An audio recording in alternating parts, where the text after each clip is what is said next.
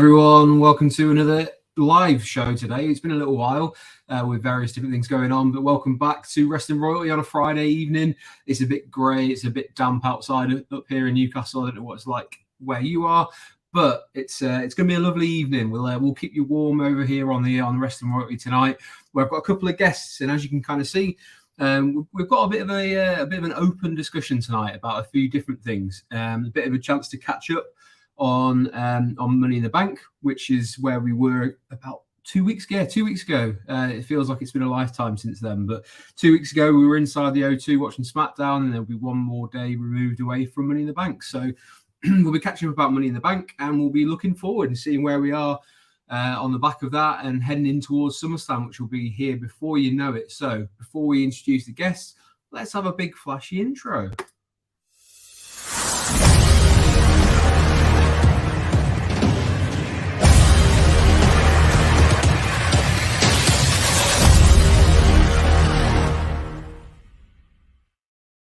And as if by magic, I'm joined by Sam and Scott. I'm going to let them introduce themselves in just a second, but it's always an absolute privilege to have you both here. I completely appreciate that you guys are so busy at the moment. I've seen the amount of content that's been churned out. So I'm going to let you guys kick things off. And let's start with Sam. You tell us what you've been up to, mate. How have you been? I was going to say it's wet and cold and horrible here as well for a July, but I'm enticed by you saying we're going to keep them warm tonight. Well, that's interesting. Yeah, what have I been up to? Lots of stuff at WrestleSphere. Got to chat to Diana Perazzo and Trinity, formerly Naomi from WWE, this week. That was pretty cool. They gave us some Trinity was telling us about her thoughts on the bloodline in WWE as well as her own career and Impact. So that was really cool to hear her on a scheduled Impact interview to start talking about what Jimmy Uso's doing in WWE. So that was really cool. So go have a read of that on WrestleSphere. It's got SmackDown coming up tonight on Give Me a Hull, yeah. So I've had a 2-week absence because I was obviously at Money in the Bank with you guys 2 weeks ago. And then last week I was on holiday. So this week I'm back, and I hope they haven't forgotten it. We'll soon see. Yeah, I saw some of the content going out, and I loved your little tease of your hat next to the headphones as well. Just obviously now synonymous with yourself. And also we've got someone else who's going to warm the cockles of conversation, which is Scott. How are you doing, man? How's it going? Yeah, doing all right, mate. Miserable weather outside here today as well. As you say, for July, it's not great, is it? But hey, hopefully we can warm ourselves and the audience up as well with this fun chat. But yeah, just like I said, met you guys again at Money in the Bank 2 weeks ago. Hard to believe it's been 2 weeks. Nice to see. Was that sun cream there? Was it? Yeah, sorry. Just in case. I've got sun cream here and I've got cooling spray.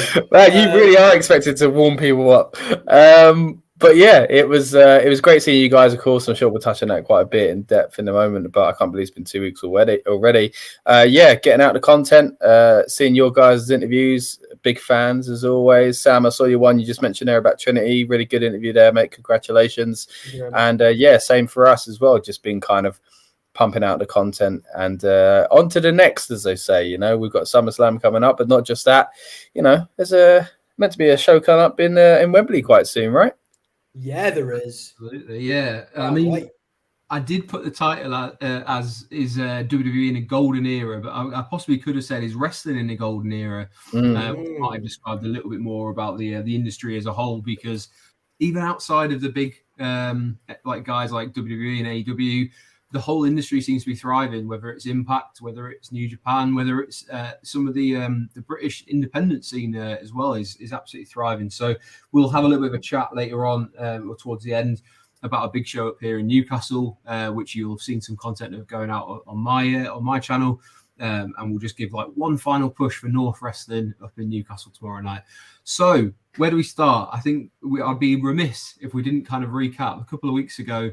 Being inside the O2 Arena for SmackDown.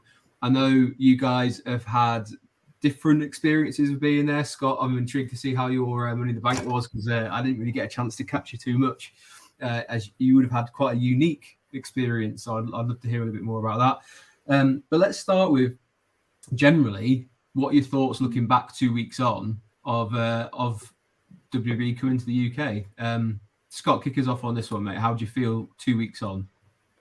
Yeah, it kind of feels like a dream. You know, it was over really quickly. It felt like, and almost too quick. I really enjoyed being with you guys, but I found it maybe because I'm from London, but I felt like in Cardiff it felt much more like a spread out thing. I don't know. I just felt like it was, and maybe it is just working so hard. Boo-hoo, you know what I mean? But like it was just, it was go, wasn't it? You know, we were constantly doing streams, constantly doing interviews, and it was all fun stuff. But we're very busy. It's kind of it's not often you get to kind of sit back and have a look at what's actually going on. So, but again, I don't want to moan too much. We're pretty privileged to be in this position. So, but the shows themselves, great. Really happy with it. I think the UK showed up, you know, Europe, I'm sure. And I know some people even traveling from America, but yeah, generally speaking, of course, a UK crowd. And I think we gave them their money's worth. You know, it weren't just us getting a good show. It was the TV audience, thanks to, I guess, us playing our part, you know, both on SmackDown and Money in the Bank. So, yeah, overall, really, really pleased with that kind of period, that time period of them being here. My biggest complaint would be it should have been bigger. And I think, you know, we've said this leading up to it. I think there's going to be a lot of regret as far as how small the show kind of was as far as capacity goes. But hey, always next time. Yeah, we'll get on to that in just a second. So, Sam, 2 weeks ago, you would have been in the middle of the O2 right now, or somewhere near the middle of the O2, probably not in the ring. But how did you find it, mate? Was it everything that you hoped it would be? What was the highlights? What was your thoughts? God, wow, yeah. It's first of all, I want to agree with Scott. Like, it's so true. It is all go. Like, I know we had a lot of dinners and drinks together and stuff like that, and so that was fun and it was lovely.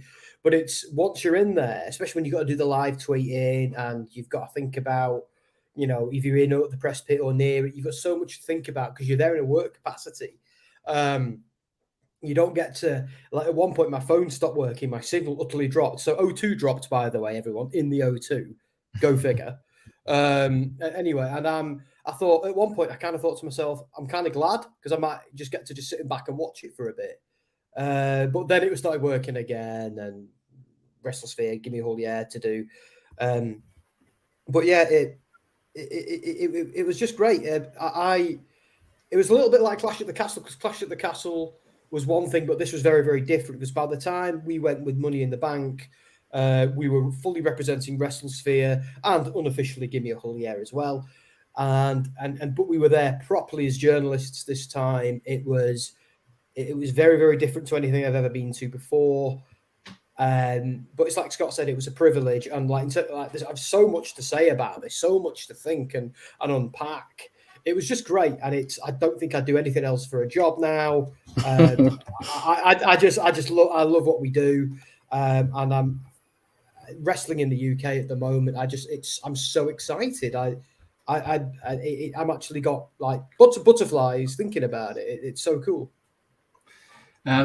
Just a shout out to Tom, who's messaged on YouTube. So Tom Talks Rubbish, and I believe one of our guests is also featuring quite prominently on his channel today. Is that right, Scott? Yeah, it dropped today. It's funny enough because I checked it over earlier on just to see how it come out, and in that, you know, we talked about, you know, wrestling fandom and where am I at with it. Spoiler alerts, but go back and watch that if you get a chance on Tom Talks Rubbish's channel. But yeah, we do just to briefly mention, we do touch on the fact that wrestling is kind of in a bit of a boom at the moment. This is kind of the highest my fandom's been in a while, and that was recorded a few months ago. And I was watching it thinking, man, I feel even more strongly about that now. Now that we're leading into SummerSlam, we've just come out of this Money in the Bank fun. I really do feel like we are in a great place. Yeah, absolutely. One thing I did want to ask is, you know, on the Friday we had the kind of press stuff. We went for the press seats. It was such a rush after the Saturday for me and Sam to get away. We didn't really get a chance to ask you, Scott. How was your seats for Money in the Bank? Did you have a good view? What was going on there? Yeah, I did. So I was luckily enough able to sit kind of behind where the commentators are on the floor, quite at the back. So as close as I've ever been for a WWE show. I've been, you know, floor seats for smaller companies and stuff like that. But it is interesting the experience you get there. I guess because you get the space to kind of in the aisles as well. We're right on the edge of the kind of section, so you could literally like in the kind of entrances, like Laura was getting up and kind of pretty much giving her little kind of Usos little jig and stuff like that, dancing about to certain theme songs. Like it was cool for that reason as well. So yeah, great experience on this Friday. Sorry, Money in the Bank, a different vantage point. But I like that. It was kind of like when I went to the Royal Albert Hall for the UK tournament in 2018. I did the same thing then. I sat in two completely different parts of the arena, and it is interesting to see kind of, you know, the different kind, not only the view but also the way the fans are in different areas as well. So yeah, cool experience. Yeah, it's an interesting one. Whenever you speak to kind of like wrestling fans, what their opinions are on floor seats, because you can get such a mixed bag because it's so flat. If anyone in front of you is up and down, it kind of can really impact your experience. Whereas on the side, you might be a little bit further away, but you seem to have a good vantage point to kind of see it going. So yeah, it's a strange one. So maybe it's something that we'll talk about in the future, especially I believe WrestleMania in Philadelphia, the package deals went on sale today. Oh, okay. I saw some ridiculous fee for third row back is 32 grand or something for the third row. Wow. So, you know, if people have got that kind of money to throw around, fair play to them. But yeah, it's I think with these kind of shows, it's good that you'll never really have a bad experience or a bad viewpoint, especially from the O2, because there's no kind of canopy that you have to worry about. There's no light to kind of like think about.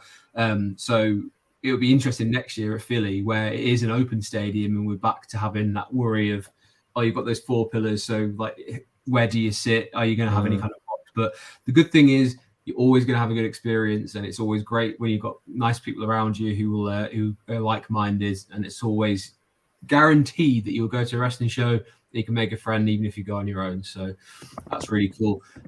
Breaking news, by the way, from Tom Talks Rubbish. So we've said that Scott features this week. I featured last week, and then next week we've got Sam's better half.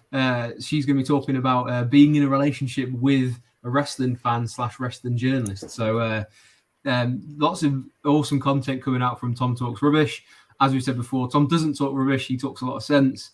But go check out false advertising. Yeah. He still deserves a like and a subscribe. So go check out Tom's YouTube channel. It's got some great stuff on there. And of course, we met quite a few people that's featured on his channel inside the hotel where we were doing the interviews. So moving on, out of the kind of magic weekend that we had in London, how do you think WWE's followed up in terms of content and momentum since then? Sam, you want to kick us off on that one, mate? Yeah, I'm really enjoying. Like, I thought like the Bloodline stuff has been crazy good. Like Jey Uso stood in the ring after his brother had been, taken out, and was like, "I got to get you," and challenged into a match that's hopefully going to be at SummerSlam. Let's be honest, that is the money match. That was just chef's kiss, amazing. But that's the thing with this Bloodline stuff. Now I'm excited to watch both shows every week, but especially SmackDown. Luckily, I live stream it. But my God, I can't wait to see what happens tonight, just based on that alone. So I think they've done really, really well. And when it comes to Raw and everything they're doing with Finn Balor and Damian Priest, especially, that's got me super interested because I don't know where it's going to go. Like, I think some of our predictions for Money in the Bank came true. And when it came to the Bloodline stuff, by the way, I've been calling it for a year. Just go back and watch the streams. Yeah, I'm really excited about WWE at the moment. I feel like WWE for me is kind of nudged off AEW at the moment, and I'm kind of hoping my AEW momentum comes back. I think it will. But in terms of how they've capitalized on Money in the Bank, I think they've nailed it. I know there's been some talk about a little bit of fracture stuff backstage with Vince coming in and wanting to change stuff, and then the new guard saying, "Well, hang on a minute, mate, look how well we're doing. Please don't do that because here's why." But something's going well. Maybe this whole Vince in the background with Triple H actually running things day to day might be a boon, might be a happy medium. I don't know. But all I know with WWE is since last SummerSlam, they've been killing it. all the way up until now, I just feel like they've been killing it. So we've had 12 months of mostly consistently good WWE. And I include all the Bray Wyatt stuff in that too. I know it fell off a cliff at the end. But this where I am right now, I've never been so excited. Like, I think you were right twice, Andy. Like, it is a golden age for wrestling, but wrestling is largely led by WWE in many, many ways. So yeah, if it's a golden age for WWE, it kind of does pull up everything else as well. So I think you were right with both of those statements. Yeah, absolutely. Like the saying is, isn't it? High tides float all boats, or rise all boats. So, you know, that's definitely true. I can see where you're coming from. And the thing is, as well, like you've mentioned a couple of things where we'll kind of have to tie them up. Big talking point coming out of Money in the Bank was obviously the Usos, the Bloodline storyline. But as both of you were there, you also know there's one thing that hasn't really featured on the back of it. And Scott, I'm going to ask you to start on this. Damian Priest was the winner of the Money in the Bank briefcase. They're doing a lot with that storyline. They're also featuring Judgment Day in NXT as well. So they're kind of interweaving storylines, which is cool to see. But the name that everyone was talking about inside the O2 did not win, which is LA Knight. And I believe he's barely featured to the point where he featured off camera in something that didn't happen on the show. I forget what they're called. Hit Row. They did a Hit Row, which went onto YouTube and did ridiculous figures. Is it all part of a plan, or is this something that WWE are not entirely sold on when it comes to LA Knight? What's their feeling now? It's hard to tell, ain't it? I mean, even when we come out of Mania, I was like, this tells me he's not winning Money in the Bank. But then things started changing. I thought, well, maybe they've kind of done a change of heart and they will give it to him. And then I saw a reason why they wouldn't. And it wouldn't necessarily mean that he's not going to be favoured and pushed. But now that we've come out of it, as you're saying, nothing's really happened. I'm like, I'm a bit worried again, you know, which is crazy because like I didn't even watch the Hit Row thing. I just saw that it happened and I was like, oh, okay, that's what he's doing. I didn't realize that was an online thing. So that's even more worrying. What I have seen since then, ironically, is everybody dragging up every kind of job he got over the past 10 years. Quite, you know, comedically, really going, oh, this is him in NXT. This is him on the Triple H workout DVD. This is him in the commercial with Ric Flair. You know, like there's so much out there. It's incredible. It just shows, you know, grinding, man, and getting there. It's amazing. But like, there's this fever around LA Knight, even more so online after Money in the Bank, and they're still not using him that much. I hope, like you say, I hope it could be part of some sort of plan, and that they're thinking, look, we haven't got anything clear for you, so we don't want to just shove you into anything. Or maybe they're thinking we do have something particular, but it can't happen just yet, so we don't want to give you a weird stopgap. But for me, we should have had a promo on Raw or SmackDown even, where he come out and he just took advantage of this kind of heat that would have somewhat been on the company for not pushing him, you know, being like, obviously you can't say that, it's all kayfabe and that, but he could have played off of it like other wrestlers have done in the past. They've been like, you know, people want to hold me back, where he's talking about the wrestlers, but we all know he's really talking about the company or whatever it is. They could have kind of played into it like that. Someone come out to challenge him and that distracts him for the next few weeks, but they didn't do that from the looks of it. So a little bit disappointing there. I'm holding out hope because like Daniel Bryan, like CM Punk, who else am I thinking? You know, all these, you know, Kofi Mania, you cannot deny these things. Eventually, they do find a way. And I think LA Knight is hopefully the next one, but I am getting a little concerned.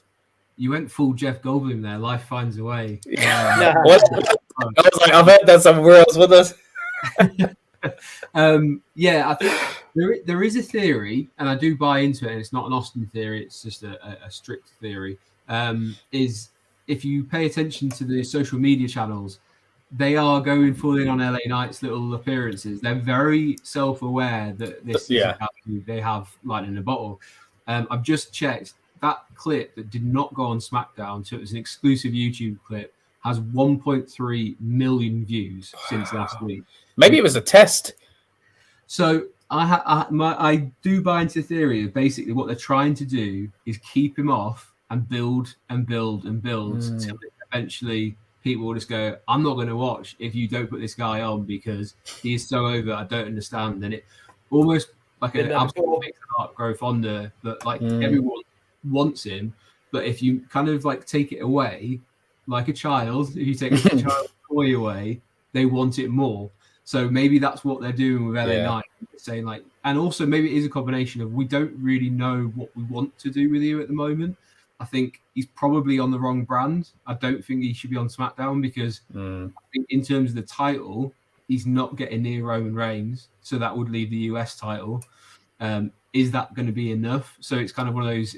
They've backed themselves into a little bit of a corner, unfortunately, and probably because they didn't gamble on how over he could get. So it would be. He's an interesting one to keep an eye on for the next few weeks, as I'm sure a lot of other people are doing. Starting with tonight. So Sam, I'm sure you'll be reacting to anything LA Knight. Are you hoping to see him tonight? Yeah, and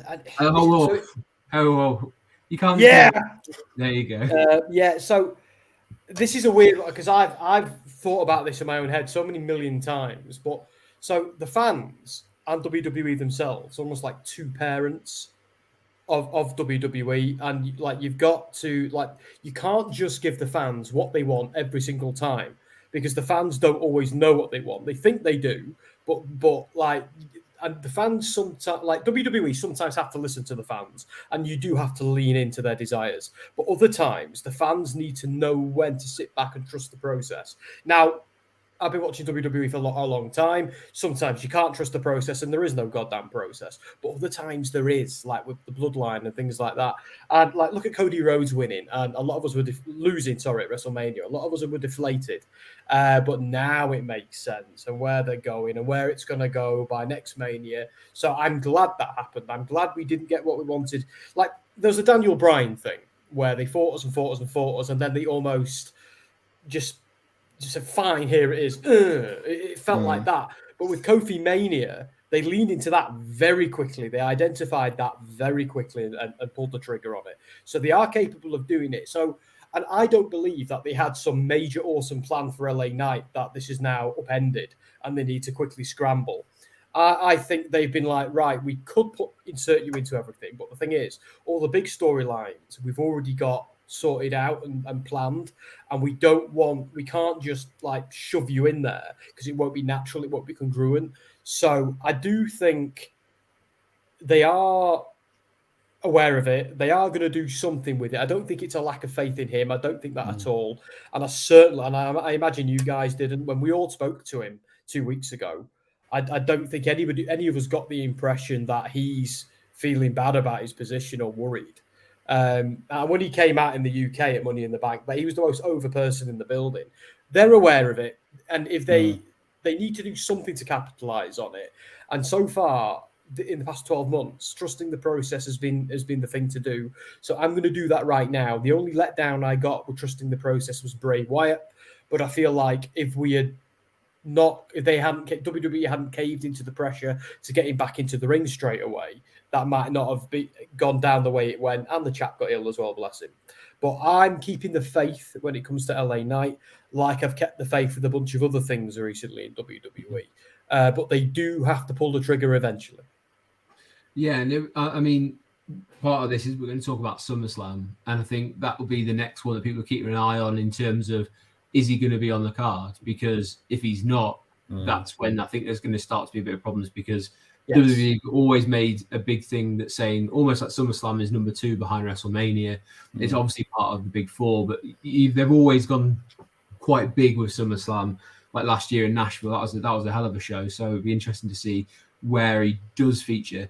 And interesting, I think I said something similar on your stream, Scott, when we were outside the O2 with the likes of Ash and Skillet.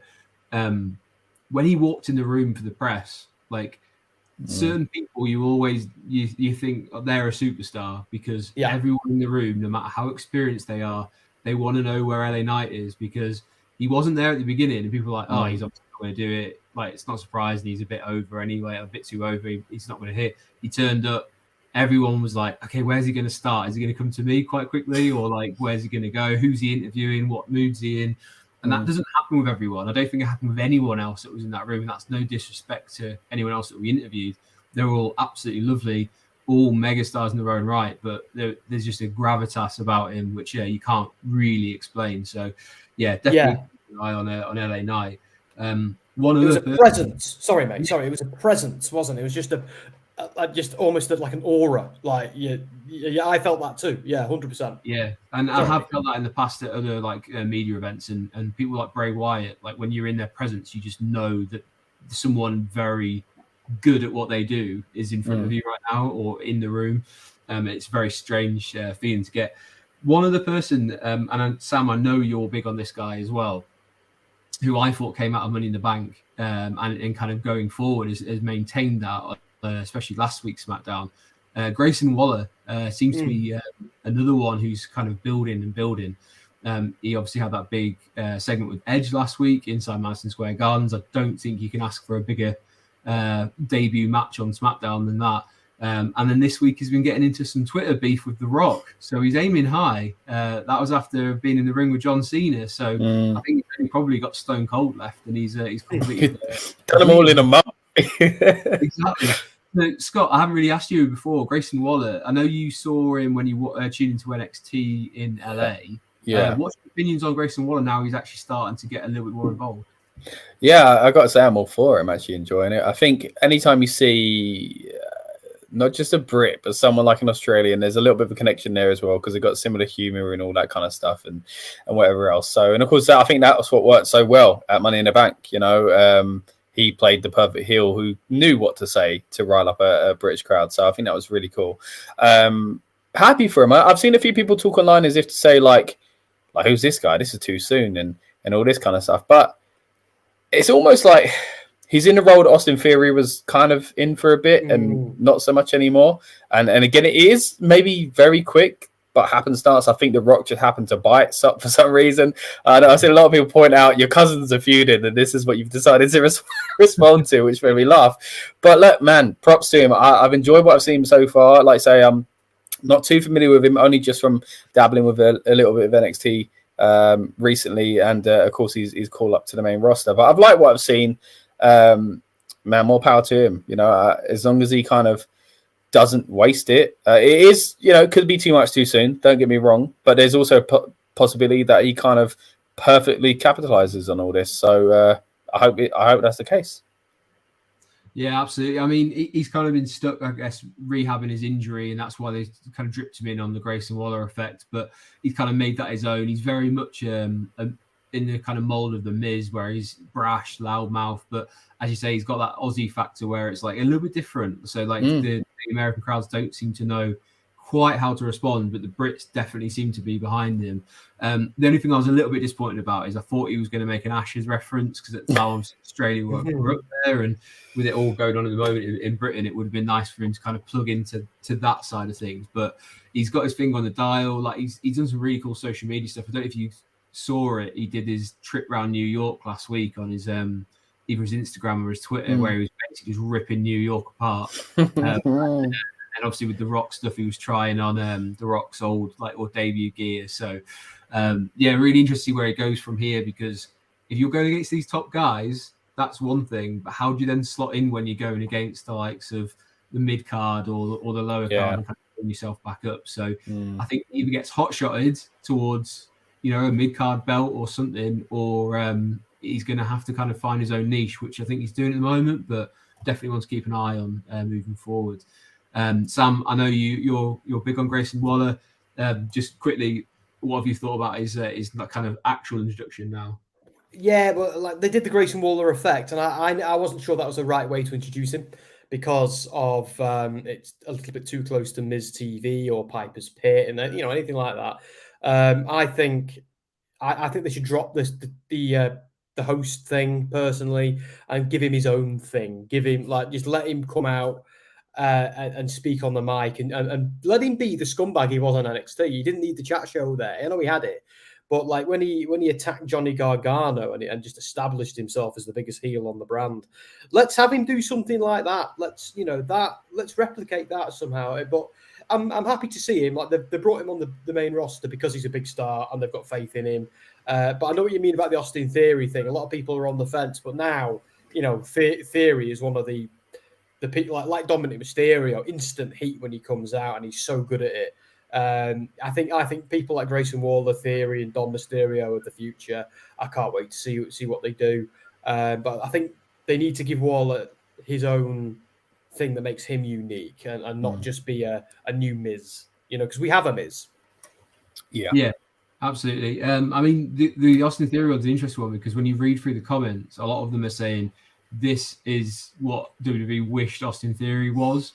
So, like, it's almost to Austin Theory's detriment in the eyes of the fans of how good Grayson Waller's doing. So, steer into it, man. Like, I'd love to see those two go each because just like who could be the biggest like asshole out of the two of them would be a good storyline. I'm happy with that. So yeah, definitely one to keep an eye on going forward.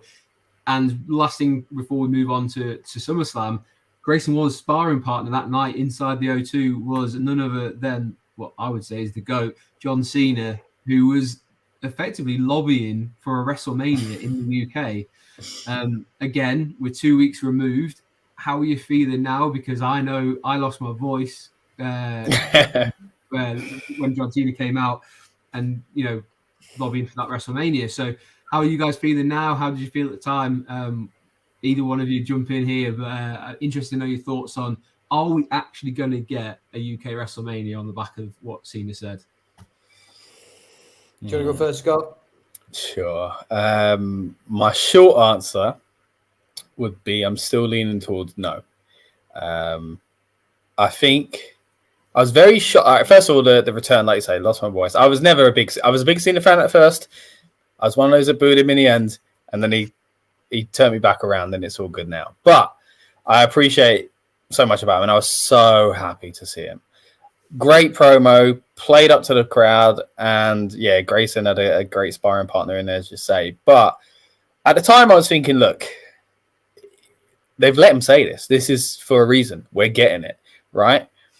But then, as time went on, and I thought, look, like they've tested the waters 2 years in a row now. Yes, we was halfway through that show, so they wouldn't have had the figures. And since then, we've found out, turns out the show did all right, financially speaking, at least. So I think the temptation is there for that. But I think, honestly, WrestleMania is their baby, and they will wrap it in cotton wool, bubble wrap, whatever kind of, picture you want.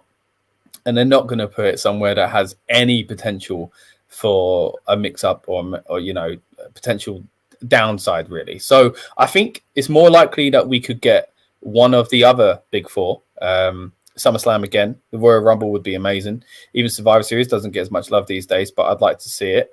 Or any of the other PLEs, they've got to come back. So, and this is my other kind of big point about it, is that no matter what show it is now, it has a PLE name. Doesn't matter what it is. It could be Clash in the Castle Part 2. It could be the old Jolly, Knees Up or something like that. It could be anything they want it to be called. It will sell out a stadium. It doesn't matter. So why would you put WrestleMania there where you can get the Jolly Boys Knees Up and WrestleMania in a month apart or something like that? You don't need to do WrestleMania here, which hurts to say. I would love to see WrestleMania here, but they will make WrestleMania money here without the WrestleMania brand. And I think, to use someone else's phrase, that's the bottom line, sadly. Just before we move on to yourself, Sam, we've got Martin in the house tonight as well, who's saying, evening, gents. Hope you're well, Martin. We're just talking about the possibility of a WrestleMania in the UK, something that I know Martin's very excited about because he has, in fact, I believe, written into someone within the government to try and lobby that side as well. So I think I know who it is. Yeah, I think I know Martin. I was interacting with her on Twitter the other day. It was really exciting. I think she mentioned Welsh MP. Yeah, she mentioned it in Parliament as well, which is amazing. Nice. Yeah, sorry, Andy, you were saying. No, I was going to say I have actually I've emailed it's the all-party parliamentary group for wrestling or something. I've emailed them and asked if they would like to kind of come on the show and speak about it, but as of yet I haven't had any kind of response. I think the MP who is more, I'm sure it's Alex something or other. She is more based in Wales, so is quite happy to do stuff within her constituency, which is fair enough. But they are always welcome on the show if they ever hear this. We'd love to hear an MP's views on getting something like WrestleMania across here. So we obviously just heard from Scott there, Sam, his thoughts on and maybe not having a WrestleMania, not because he doesn't want it, but because potentially we could get something else and make just as much money. Do you agree with that line of thinking, or have you got any other kind of thoughts on that? I think, I agree with everything Scott said. I think he's absolutely right. Yeah, they can. I still think they can make more money off WrestleMania. Like, you can't do a 2-night show for SummerSlam or Survivor Series or Royal Rumble. Well, you can, of course you can, but they won't, because it's only really Mania they give the 2-night treatment to. Then you've got the NXT takeover. You've got all the stuff that goes with it. I agree with Scott in the sense that they said it for a reason.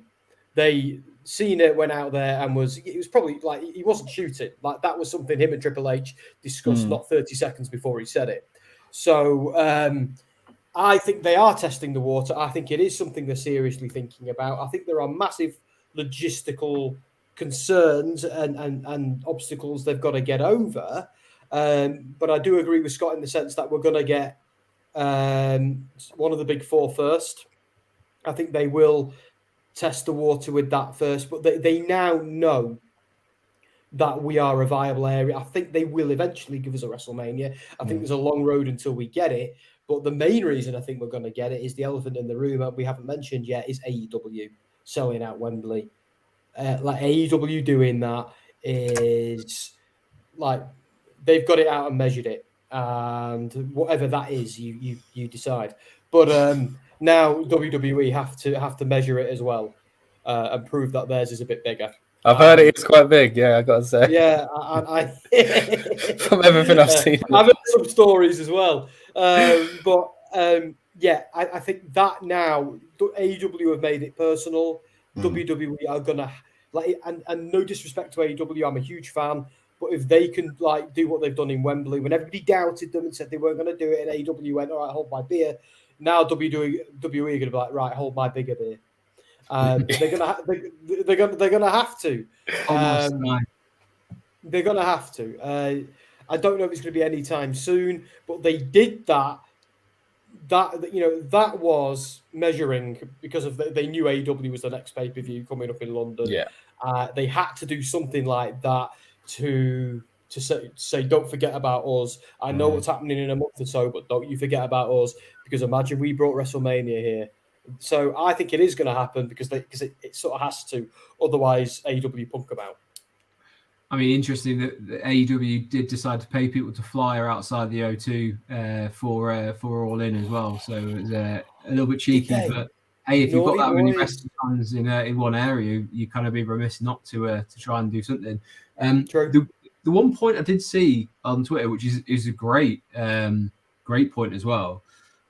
Why would the UK government, and this seems to be the sticking point in terms of it's a financial thing, and part of the discussion I've had with Martin as well is WWE have got to prove how much money London and the UK would make economically off the back of WrestleMania to invest in bringing it across, because the way it seems to work at the moment is you bid to bring it across, how you bid for the Olympics or the World Cup, etc. So if AEW has sold out Wembley without having to get any money from the government, why would they be incentivized to do that for WWE? So that is a bit of a sticking point, and AEW might have also ruined any chance of bringing WrestleMania across in one shot. So that is something that could be sticking, but as you say, maybe 2 nights being in the kind of area, the more events you stick on, stick some stuff on at the O2 and spread it out a little bit across, or do you do it in Wembley Arena? You spread it across London, the hotels are going to boom, etc. So it's definitely an interesting one. My opinions are, I think we will get it. I don't think we'll get it in 2025, possibly 2026. That would be the earliest, I think, because I would imagine when you read all about the kind of, and I've read, I think it's called Creating the Mania, which is a book about one of the guys who's involved in the kind of process of building WrestleMania.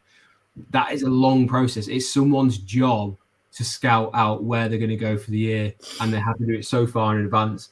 It would be surprising. I think you're right. I think it was a sort of rallying call agreed by Cena and Triple H to pressure the government and create a bit of noise from the fans to say, we want it here, so show them the money.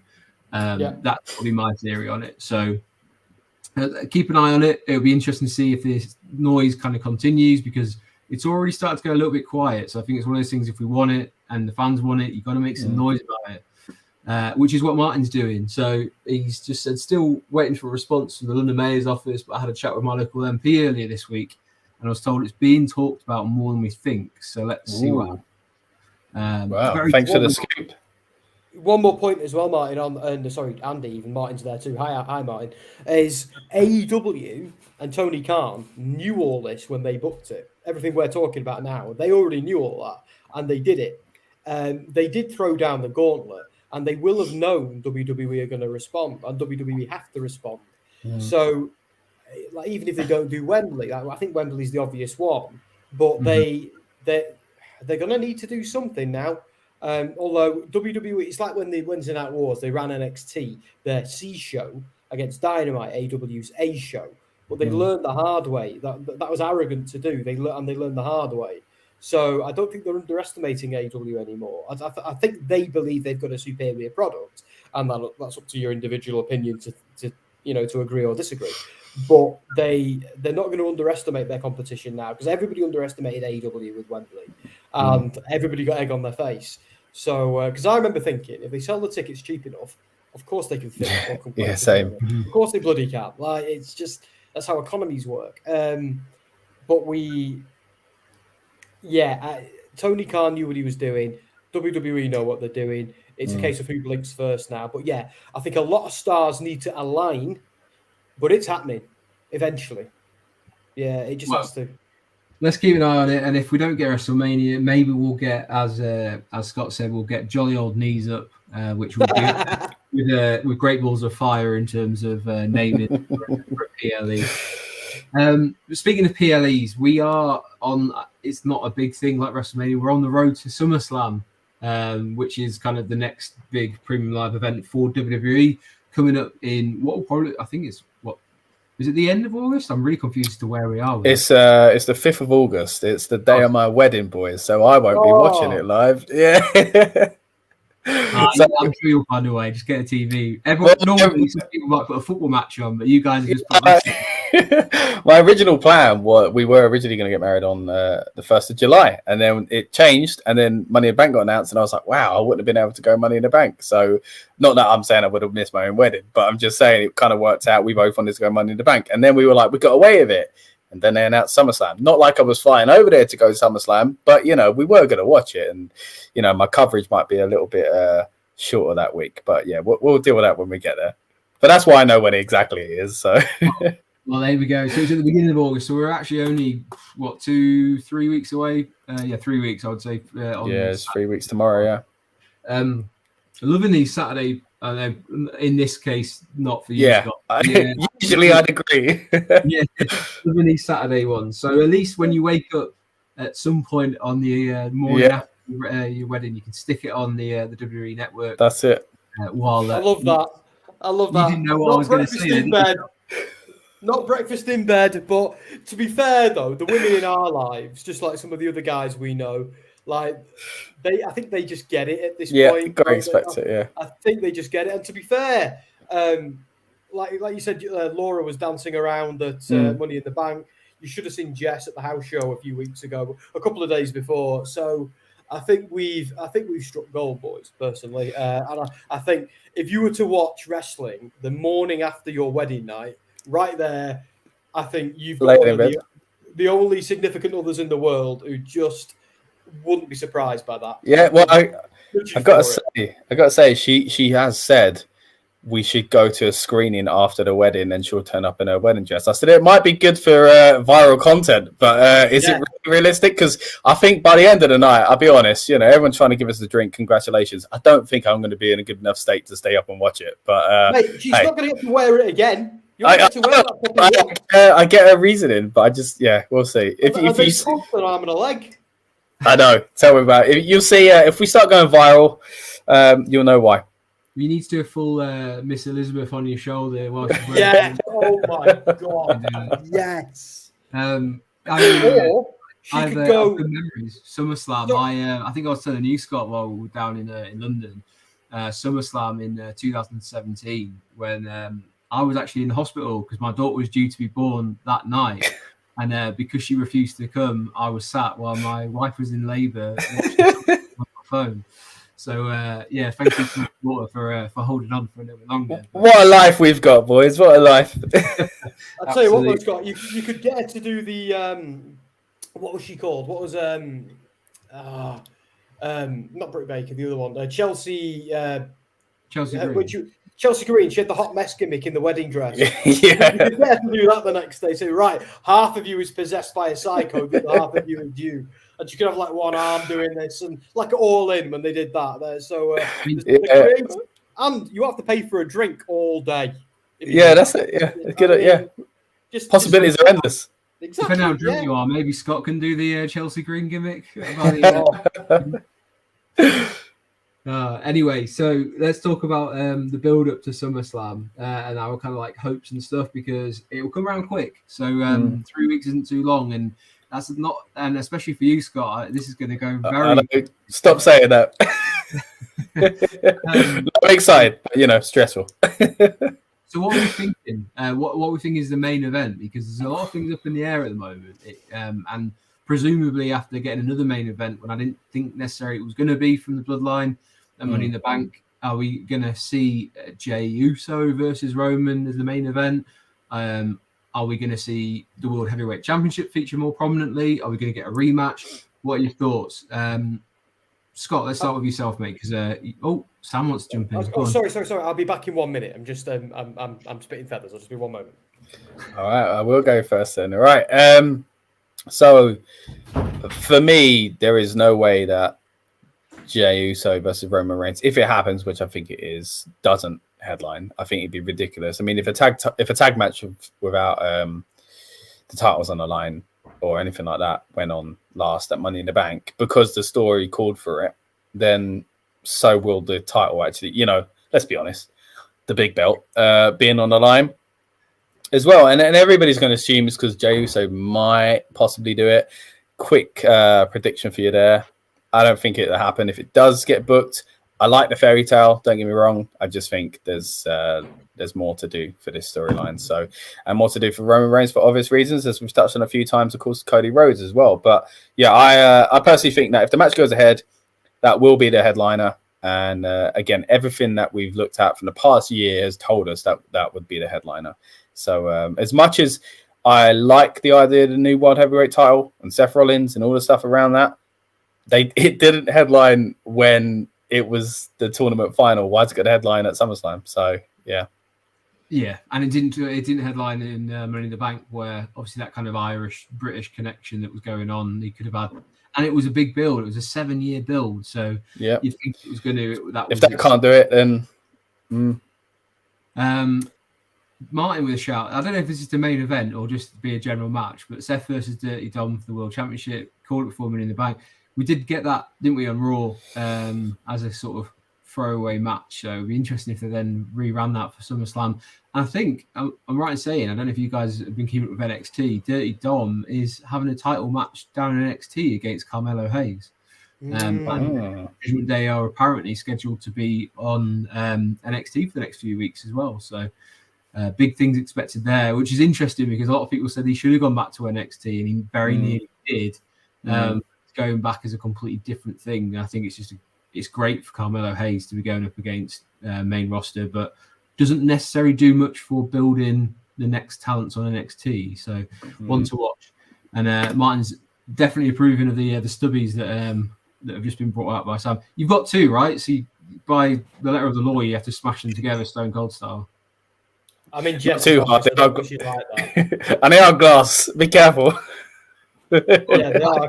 Stone Cold might actually turn up. So it's like the Candyman or something like that, is it? Or Beetlejuice? Give me a hole, yeah. Stone Cold just randomly turns up. If you smash your ears enough times, it will appear. Do you know what it is? I saw Scott drinking from this massive colossal stein and like drinking this beer, and I'm like, I want one. Sorry about that, mate. I've got them in the fridge. So like, in the chocolate. I'm sorry if we've brought down the tone of your show. To be honest, I'm desperately trying to think of some sort of Scott Steiner like reference as you went words there, and I can't quite get there. That's fine, guys. You enjoy yourself. It's Friday evening. Anyone who's watching along, I hope you're having a lovely time. And if you're watching into the future and it's not too early, crack yourself a beer. 1 beer, 2 If you're beers. on holiday in the airport, because it doesn't matter there, does it? The airport beer is the one that bends through time, isn't it? So we're not judging. Martin, I'll tell you, we can't talk about airports because I nearly got us into trouble in LAX shouting wrestling chants in the airport. Oh, okay, all right. I forgot what I chanted actually. Martin was there because he I bet the staff remember. What Martin, remind me, what is it they did and what was it I shouted because I was a fool and I'd had too much beer. but do remind me. But it was one of them moments where you have to do it, even if they take you into the back and start probing you. It's worth it because you only get one chance. Like that guy who started a CM Punk chant at a Donald Trump rally on YouTube. Absolutely brilliant. You've got all these idiots in their red hats going CM Punk, and they don't even know what it means. There's one wrestling fan like. Amazing. I don't even know how to bring this back around to wrestling anymore. It's just you could do it. You could do it. So one thing I do want to ask: what's your thought process on the tag team championships? Completely off topic, but there was a lot around WrestleMania. Obviously, they headlined night one of WrestleMania. Do you think that momentum's still there, or is it got a little bit stale and we're looking for something new? Have they not found the right dance partners for them? What's going on with the tag team division at the moment? Sam, we'll start with yourself, mate. I do feel a little bit like the tag team, like Kevin Owens and Sami Zayn, have lost a bit of momentum since Mania. Like, yeah, they've got it. Yeah, they got that happy ending and great. But now what? And like, if it was up to me, I'd have a situation where Sami tags perhaps with Jay against Roman and Solo because Jimmy can't. But and then have a situation where Kevin Owens starts getting a bit frustrated because I think there's some fun storyline they could do there. But the issue is they're now on separate brands. So they can still do it because brand split doesn't ultimately mean anything. But I don't know. I feel like they need to. I don't feel like Sami and Kevin. I think that they're just spinning the wheels with Imperium. I don't think they've got any like massive challenges there. And I'm sure they've got something in the pipeline, something coming. But I feel like the Sami and Kevin involvement in the Bloodline story isn't over yet. I feel like there's more to come, and perhaps that's where it's going. Like, what if Roman and Solo get those belts? Yeah, I just. At SummerSlam, I don't know. They're going to have to do something big at SummerSlam, and I can't. It's the one thing I can't predict yet.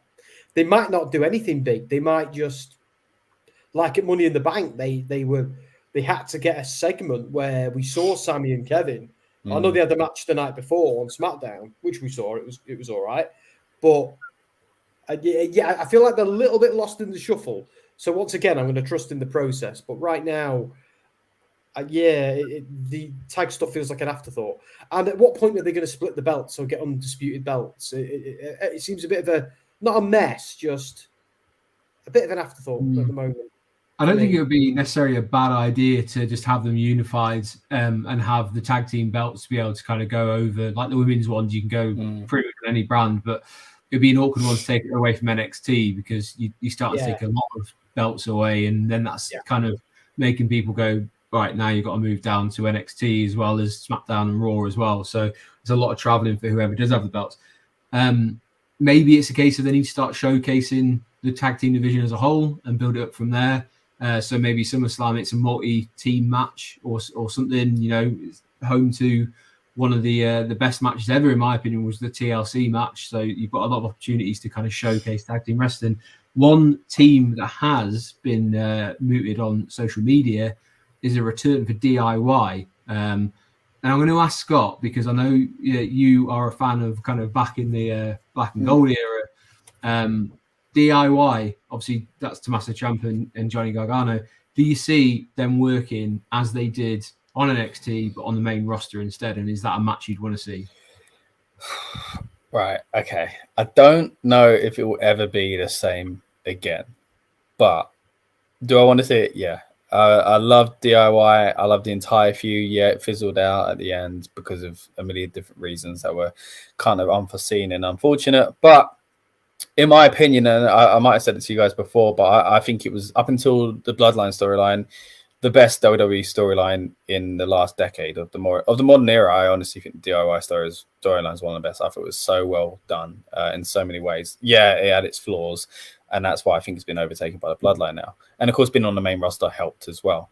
But yeah, big fan of that. And I do want them to go after the tag titles. I think they're both kind of lost, and if it means we get that turn again, I know some people will look at it and go, "Oh, not again." But if it gives us a chance to end it better and on a big stage, then I kind of want to give them that second opportunity.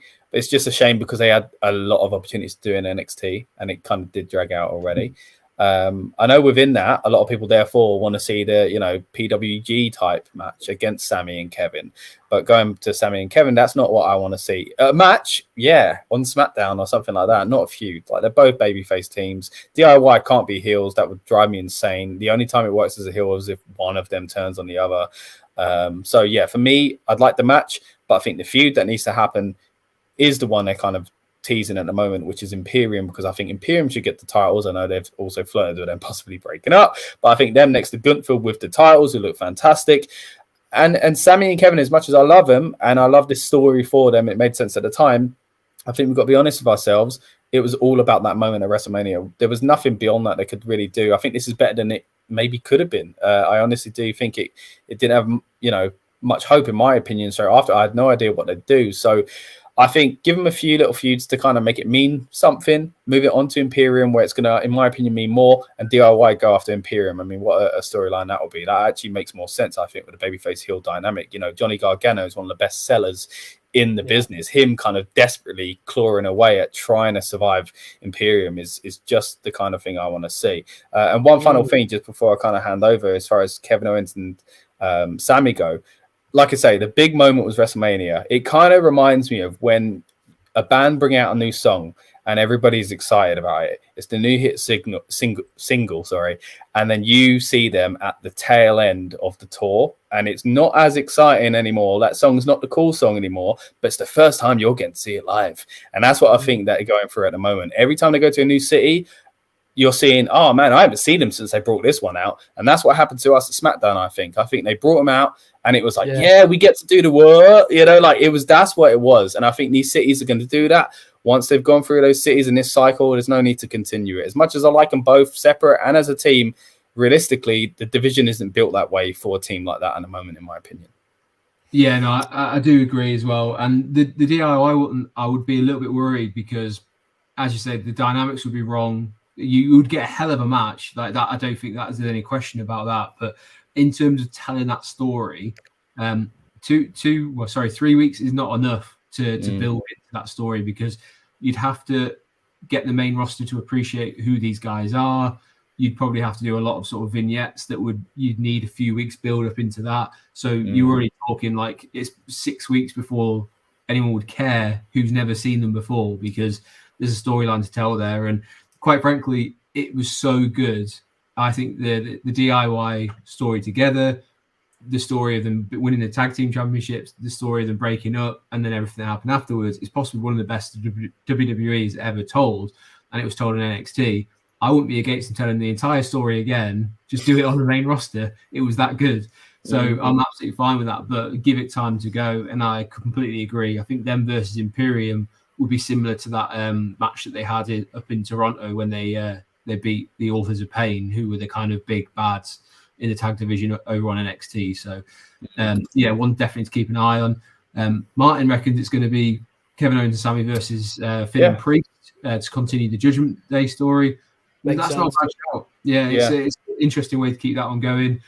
There's still rumours that we are going to get a Finn Balor versus Seth Rollins rematch at SummerSlam.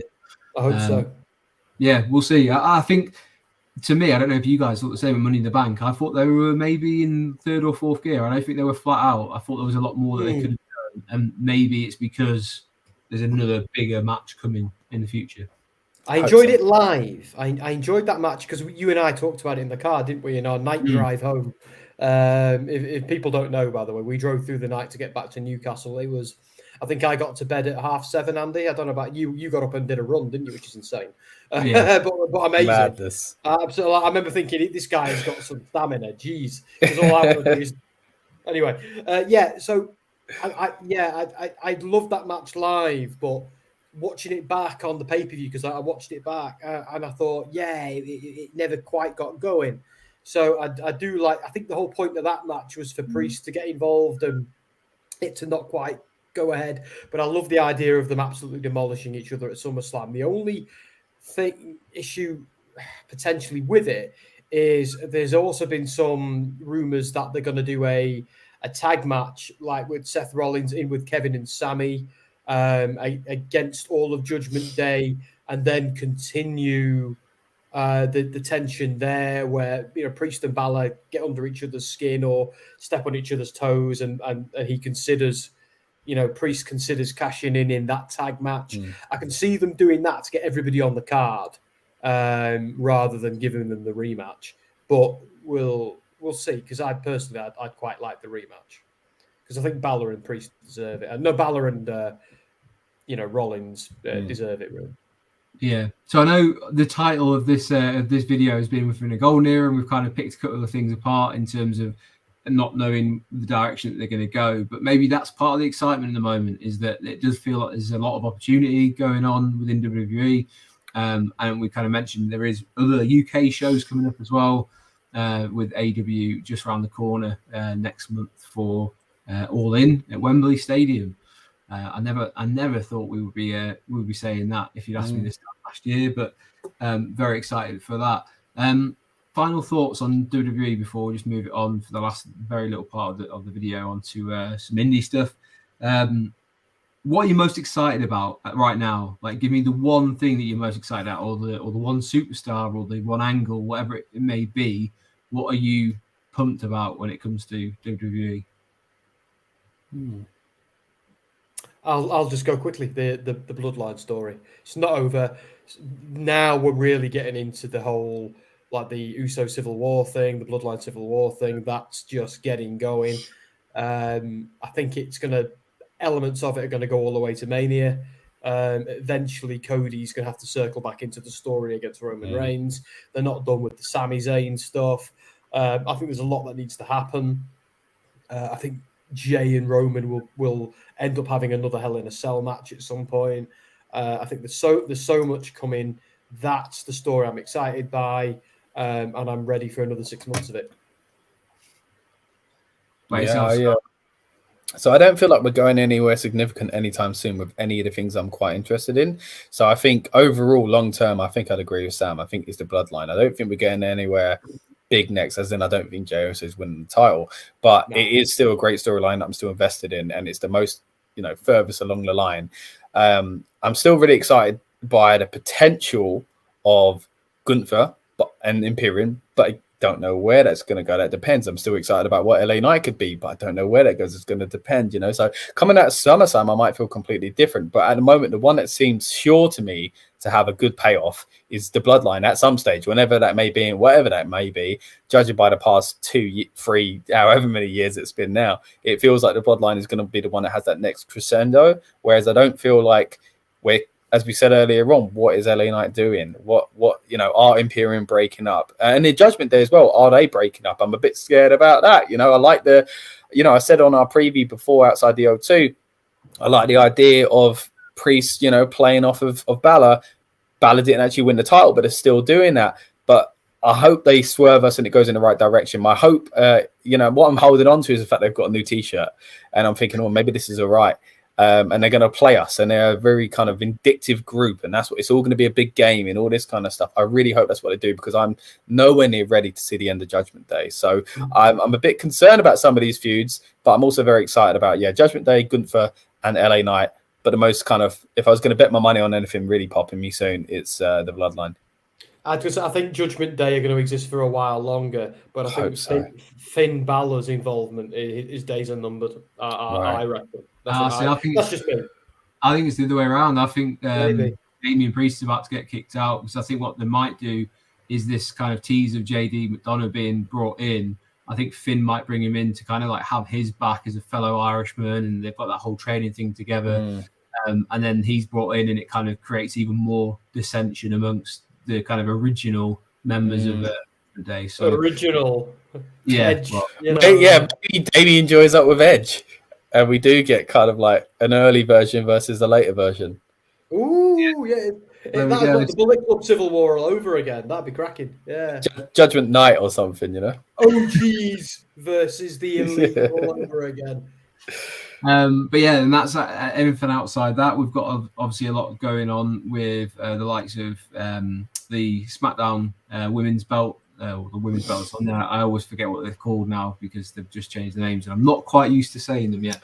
On the side with damage control. And there's a lot going on, so all over the shop, lots of things to kind of get interested in. As Scott kind of alluded to there, I think part of the appeal is the fact that there's so much up in the air. There's so much for people to kind of like get get the hopes up and get some theories going on and just enjoy what's going on. Personally, for me, as soon as Money in the Bank finished, I was just like, I'm gonna have to wait to go see another WWE live show. It's probably gonna be Philly next year, so it's one of those ones where you just gonna get excited. But in the meantime, we've got some cool shows coming up. And one of those cool shows I just want to kind of quickly cover is happening up in Newcastle tomorrow. We will, in 24 hours, it's going to be pretty much finished. We've got the likes of Scotty Too Hotty going to be here. We've got Gangrel's going to be here. And if you go on my channel and you're watching this, please go check out the interviews I did with North champion Liam Slater is going to be taking on Leon Slater, who is, I think, is going to be one of the biggest names to come out of Britain. So he's definitely one of those talents that you need to see.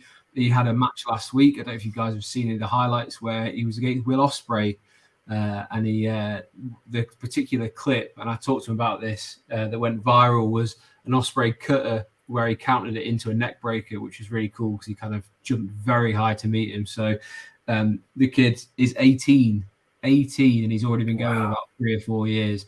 And he's had matches against some of the biggest people, not just in Britain, but like internationally as well. So I did speak to him about, where his head's at in terms of WWE, and he's confident in terms of AEW. It could be AEW, it could be WWE, but he knows that people are already watching him.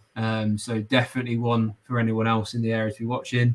I did make a joke earlier, and I think it might have went over his head a little bit as he is 18. I said, this is a Clash of the Slaters, which hasn't been seen since the days of EastEnders when Cat were on screen together. I was thinking the same. I was going to make a joke of like, whose corner's Cat going to be in, or Mo? I said it, and then I was like, I think I might be wasted on an 18-year-old. I thought, but never mind. It showed my age. You're not my mother. Yes, I am. But anyway, so yeah, those guys are going to be going at it tomorrow at North Wrestling inside Walker Dome Activity Centre. So if you're up in the Newcastle area, if you're up in the Northeast, or maybe just slightly away, get yourself a ticket. There are not too many remaining. We've also got Mercedes Martinez is going to be there. She's going against Rio, who is another up-and-coming talent. You've also got Joey Janela is going to be on the card as well. So there's a lot of big names going to be around. Make sure you check that out. Make sure you check out the interviews. I tried to keep them fairly concise so you can fit them in. You can get both of them in within a half an hour period. So definitely worth checking them out. Guys, I'm going to throw it over to you because I know you've got interviews that you'd probably like to plug as well. I've seen some of the numbers on them. You're doing very well for yourselves. Scott, what's going on Rebellious Noise Wrestling at the moment?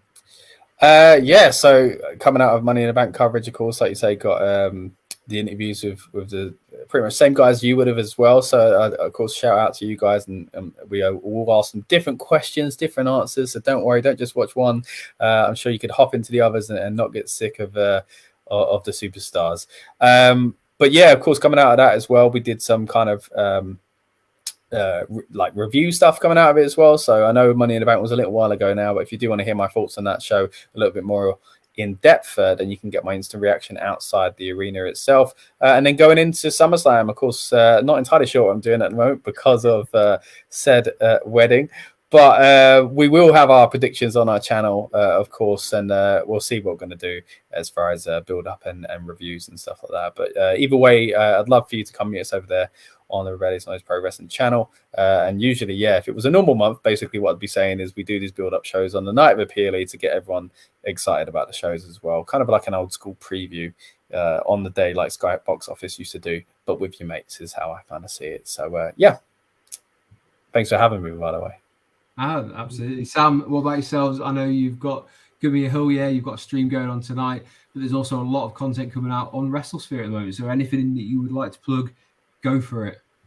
Yeah, so I think like I said it earlier in the stream, we interviewed Trinity and Deanna the other day. That was lovely. It was only very, very quick interviews, a little bit like the one, little bite-sized ones like they were at Money in the Bank. But even so, they said some amazing things. We're very keen on the legacy question at the moment, and that's exactly what we asked those guys, and we got some lovely answers, from both of them. It was great. So yeah, it's only quick read, about 300 words, or you can watch the interview itself with me having a really bad hair day. So that alone is reason to go and watch.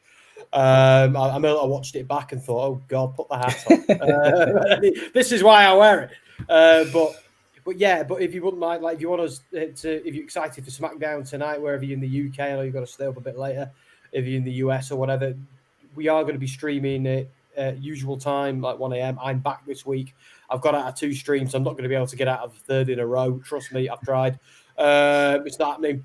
If you lads want to join me tonight at 1 a.m., if you're awake, feel free. It's always nice to have the company. No pressure, because I get you up till 3 a.m. But it's always great to have you on. And we probably do better numbers as well if it's not just me talking, you know what. But yeah, Give Me a Hole, yeah, WrestleSphere. And one more plug while Andy's been. Look at the size of that beer. Anyway, while if you're into some gaming content, especially Diablo at the moment, which is my baby, go and check me out at Deserto, where I'm knee deep in hack and slash and Diablo stuff. Amazing. Very busy guys, which is why I always appreciate when you take a little bit of time to come and join me and just have a bit of a chat about all the goings on that are happening in wrestling right now. I'm sure both of you will be appearing again very soon. Maybe not Scott. Maybe Scott's got a couple of more important things to be focusing on, but we'll definitely have him on again in the not too distant future. If you are watching this right now, do me a favor. Please go follow both these guys on Twitter, where you can find all the details about what YouTube channels to follow and subscribe to.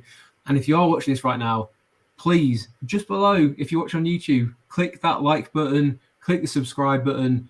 It really does help me out. I want to get those figures up. I'm very proud of the content. I'm very proud of the content that's going out at the moment.